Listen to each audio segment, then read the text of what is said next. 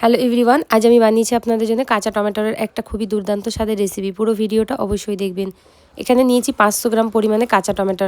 প্রথমে টমেটোগুলোকে ধুয়ে এইভাবে ফালি ফালি করে আমাদের সরু সরু করে কেটে নিতে হবে।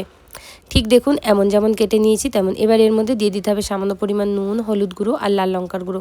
দিয়ে এটাকে খুব ভালো করে মাখিয়ে সাইডে রেখে দিতে হবে।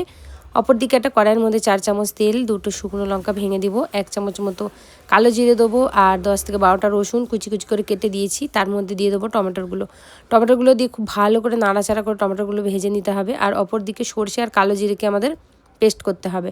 পেস্ট করে নিয়ে টমেটোটাকে প্রায় 5 মিনিট লো ফ্লেমে ভাজা করে নেওয়ার পরে এর মধ্যে আমাদের সরষে বাটাটা দিয়ে দিতে হবে নুন আর চিনি দিয়ে এটাকে প্রায় 5 থেকে 6 মিনিট এরকম হাই ফ্লেমে নাড়াচাড়া করে একদম ড্রাই যখন হয়ে যাবে শুকনো শুকনো ততক্ষণ আমাদের রান্নতে হবে। টমেটোর এই সবজিটা খেতে যে এতটাই দারুণ লাগে আপনারা বিশ্বাস করবেন না। অন্তত একবার বাড়িতে তৈরি করে আমার কমেন্টে জানাবেন। এরকম সুন্দর সুন্দর রেসিপি পাওয়ার জন্য আমার চ্যানেলটাকে অবশ্যই ফলো করবেন। Thanks for watching. পুরো ভিডিওটা দেখার জন্য অনেক অনেক ধন্যবাদ।